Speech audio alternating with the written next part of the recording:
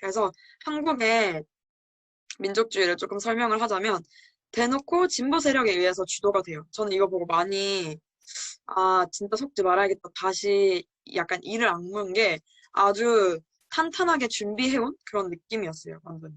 그래서 보수파가 이제 반공, 반북 이거를 지향하는 거에 반해서 좌파는 남북 통일을 지향해 와요. 그러면서 80년대 광주 민주화 운동 이후로 한미동맹, 반공 이데올로기 이게 원래는 이승만 대통령과 박정희 대통령 때문에 이게 메인 우리의 이데올로기였잖아요. 한국이 지금 이런 우리의 가치, 우리의 이데올로기를 잃은 게 이걸 잃어버려서 잃어버린 건데 이 5.18 광주 민주화 운동 이후로 이게 우리나라의 이 축에서 분리되고 중국과 북한이 중시되는 움직임이 있었다고 하더라고요. 그러면서 이제 반민주적인 정치, 사회를 극복하기 위해서는 이게 그런 거겠죠. 뭐 박정희 정권이나 전두환 정권이나 이런 걸 얘기하는 거겠죠. 왜냐면 거기는 이제 독재자라고 평을 하니까. 그래서 이런 걸 극복하기 위해서는 이게 다 우리 민족이 완전하지 못해서야. 그러므로 우리는 통일을 해야 돼. 이게 얘네의 그 논리예요. 그러면서 이제 1972년, 2000년 7.4 남북 공동성명과 6.15 공동선언을 보면 남북 간에 오가는 문서들이 외세의 배격을 함축하는 민족의 자주적 통일을 원칙으로 규정해요. 근데 여기서 생각을 해봐야 되는 게 외세? 이게 무슨 조선시대도 아니고 외세의 배격을 함축해? 이게 되게 뭐지? 흥성대원군인가 싶더라고요. 이게 국제 정세에서 외세의 배격, 외세가 어떻게 빠지죠? 특히 한민족 이렇게 한국은 아예 이 이데올로기가 다른 이런 상황 속에서 어떻게 미국과 중국이 이미 이렇게 손을 뻗지 이렇게 하고 있는 상황에서 어떻게 그걸 배격하냐고. 그래서 이걸 보고 진짜 얼탱이 없는 소리 한다 이런 생각을 했고 그리고 여기서 비판하는 게 남북협정의 결과물이 결론적으로 민족 내부의 평안과 공존을 얘기하는 것 같지만 그게 아니라 미정자의 야, 나 이만큼 해왔어. 야, 햇볕 정책으로 이만큼 했다? 이만큼 뭐 이상가족 만나게 했어. 이렇게 하면서 정치적 성과만이 됐다는 거예요. 그래서 결국에는 북한에선 북한대로, 남한에선 남한대로 야, 내 성과를 봐하면서 자기의 권력을 공고하게, 자기의 권력을 강화하는 도구가 되었기 때문에 결국엔 이 민족주의가 세지면 세질수록 각자 권력이 커지는 거예요. 그럼 절대 통일은 물 건너가는 거겠죠. 그래서 오히려 이걸 고착화시키는 거다라고 비판을 하더라고요.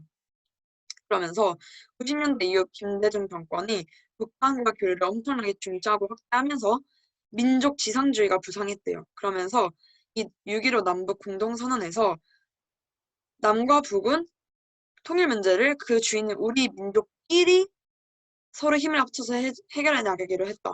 그래서 이게 우리 민족끼리 이게 굉장히 논란이 많이 됐다고 해요. 왜냐하면 아까 얘기했던 것처럼 결국 미국과 중국이 이미 미국과 러시아, 중국 이미 여기가 굉장히 이 한반도 문제에 집중하고 있고 세계가 굉장히 집중하고 있는데 우리끼리 이게 찬반이 격렬하게 부딪히면서 결론적으로 한미 동맹을 파괴하는 그런 수단을 김대중이 던졌다라는 이런 걸로 시작해서 이제 정치적으로 굉장히 부딪히는 그런 용어가 됐다고 합니다. 그러면서 진보 진영의 대북 정책을 정당화하는 도구로 쓰였다는 거예요. 한마디로 민족주의가 21세기 한국에서는 진보의 대북 정책을 그냥 정당화하는 수단으로만 쓰이는 거고 북을 같이 살아야 하는 동포로 규정하고 그런 분단 극복을 통해서 자주성을 실현해야 된다. 하면서 막 퍼주기 이런 것도 야 우리는 한민족이잖아. 이러니까 그러는 거다라고 설명이 되더라고요. 그에 반해서 민족주의라는 감정 자체가 솔직히 막 좋게 느껴지진 않지만 보수 측에 있는 민족주의라고 하면 대한민국의 정통성과 우월성을 앞세운 통일을 목표로 삼고 북한을 변화시키고 대북 압박과 흑수 통일을 주장한다. 이게 맞는 거잖아요. 그래서 완전히 대립된다라는 걸 볼 수 있어요. 그래서 평화를 말하는 것 자체가 평화를 해서 결론적으로는 오히려 더 통일을 하는 거에서 멀어지게 되고 만약에 통일을 하게 될 거면 적극 통일이다. 이렇게 되는 거죠. 그래서 결론적으로 진보파 통일운동이 한미 관계에 대해 군사적 중속성을 강조하면서 주한미군의 철수하는 전술적 수단이 운동화되는 거다라고 정리할 수 있습니다. 그리고 두 번째로는 우리나라 민족주의를 가장 첫 번째 특징이 그런 진보의 수단이었다. 두 번째로는 비슷하긴 하지만 반미 다주 이데올로기를 이야기하는 데 쓰인다라는 거예요. 남북 관계가 개선될수록 한미 동맹이 흔들리고 한미 관계가 흔들렸다는데 이게 진짜 개선일까요?를 좀 생각해봤으면 좋겠고 어차피 맨날 미사일 쏘고 하는데 과연 그게 개선이라고 볼 수 있나? 그런 걸 생각해봤으면 좋겠고 그리고 아무튼 중국이 엄청나게 성장을 했고 이제 보수나 중도적인 성향을 가지면 미국이 중요하다. 진보일수록 중국이 중요하다라고 평가했다고 합니다.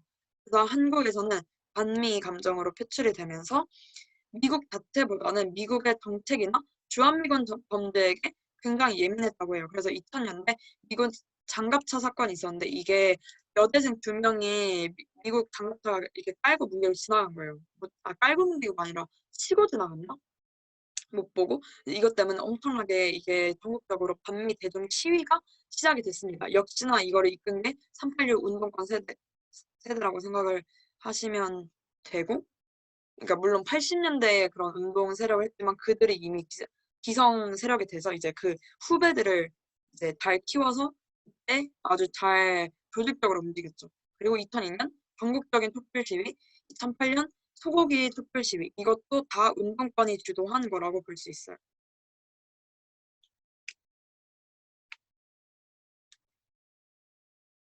그러면서 이게 민족주의가 언제 시작됐나 했더니 정두환 정권 통치 아래서 엄청나게 학생운동과 사회운동이 일어났는데 이때 박현채 교수라고 약간 좌파 탑이 있어요. 이 사람이 민족경제론 해방 전후사 인식이라는 이 책을 썼는데 엄청나게 팔려지면서 막 약간 이런 거지. 우리 세대의 평균세 이런 느낌 알지? 완전 필독서.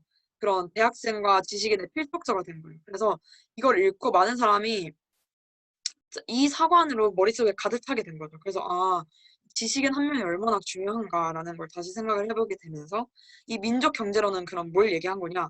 통일된 이후의 민족 경제 모델 위해서는 다주, 자립, 민주성을 가진 국민 경제만이 이 민중 생활을 향상시킬 수 있다고 하면서 수출 의존형 경제를 민족 경제 단위의 자립 경제로 변화시켜야 된다. 한마디로 수출 그만해. 자급자족하자 이거예요.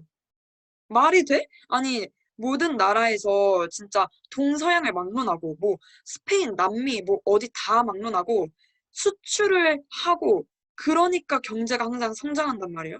개혁하고 개방하니까 나라가 성장하고 심지어 중국조차도 수출하고 지금 그래서 미국이 얼마나 견제. 그러니까 한마디로 나라 경제가 살려면 수출을 해야 되는 이 21세기에서 자급자족이 말이 되냐고. 그래서 이거 보고 이딴 말에 속는 게 참 어이가 없다라는 생각을 했고 이 사람의 한국 민족주의관은 자주 민족 통일이에요. 어디 많이 들어보지 않았네요. 이거 중고등학교 때도 우리가 가져야 될 우리나라의 역사관은 무엇일까요? 민족관은 무엇일까요?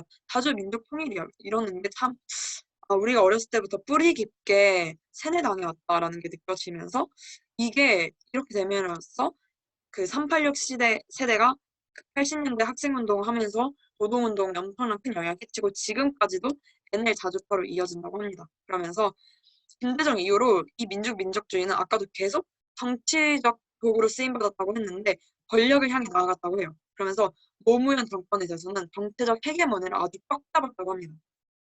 노무현은 지금도 뭐 좌파에서 극좌는 문재인을 비판하면서 친노파 진중권 같은 사람들이 막 너는 노무현의 정신을 잃었어 막 이딴 소리 하잖아요. 근데 이 사람의 정신이 뭔데? 민주화 운동, 민족주의, 친북 노선. 아주 솔직히 말해서 저는 끼리끼리고 문재인이 아주 그냥 정통 좌파 같아 보이는데 뭐 그들이 볼 땐 또 다른 유토피아가 있는데 이걸 망치니까 기분이 나빴던 모양인데 참 어이가 없습니다. 아무튼 노무현의 취임사 보고 어 놀라 자빠지는 줄 알았는데 미국과는 호혜 평등을 강조해요. 야 너네 우리랑 우리 너네 약속으로 보면 아주 가만두지 않겠어 이러면서 북한에 대해서는 평화적인 해결을 강조한단 말이죠. 그러면서 북핵 문제 해결을 희망을 하면서 북한의 비핵화는 관심이 없어요. 그러면서 미국한테 그래요. 야, 쟤네한테 비핵화 시킨다고 군사적이나 경제적으로 압박 놓지 마. 우리가 북한의 수하인이야? 대변인이야? 이제 보면서 굉장히 빡치면서 미국도 한국은 미국으로부터 달아나는 동맹인가? 라고 지적을 했다고 합니다. 그러면서 또 2004년에 뻘소리를 한마디 했어요. 북한이 자위용 핵 개발에 일리 있는 측면이 있다.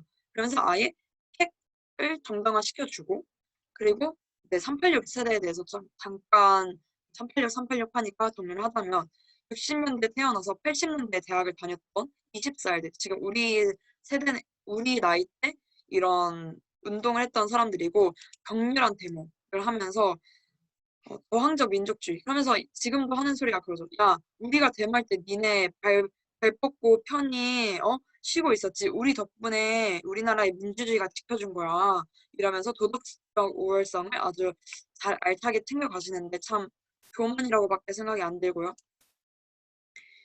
어, 이거는 이전 교수님이 했던 소리랑 굉장히 맞물리긴 하는데 진보 세력과 더불어서 우리나라의 이 좌파적인 이 라인 공고하게 된 이유가 운동권뿐이 아니에요. 운동권은 앞장서서 행동 세력일 뿐이고 얘네를 뒷받쳐주는 건 시민운동이었다는 거예요. 그래서 이 90년대 이전의 시민운동은 그냥 엘리트들끼리 그냥 조금씩 뽀짝뽀짝 하는 거였는데 90년대 들어서 이제 개인의 사회적 참여, 정치 참여, 문재인 정권이 맨날 하는 게 여러분 앞장서서 정치 참여하세요 막 이렇게 얘기하잖아요. 그래서 이 90년대 김대중 정권도 이걸 엄청나게 강조했기 때문에 그거를 힘입어 이 온라인 상에서도 그렇고 90년대 온라인은 아닌가? 아무튼 이제 국제화가 되면서 이 시민단체 이게 아주 운동권을 탄탄하게 받쳐주는 그 사람들이 되었다라고 합니다. 그러면서 아주 반미 운동을 이 운동권 세력들이 엄청나게 하면서 미 문화원에 가가지고 던져가지고 이제 불질러요. 그래서 결론적으로 아무 죄 없는 우리나라 대학생들이 전신 화상 입고 죽고 난리가 납니다. 그러면서 태극기 휘날리면서 내가 진정한 애국자야. 진정한 애국자 왜 자기네 나라 대학생을 죽이죠? 그러면서 얘네가 삐라를 퍼뜨린 게 살인마 전두환 북침 준비 완료 이런 거를 퍼뜨리기도 했다고 합니다.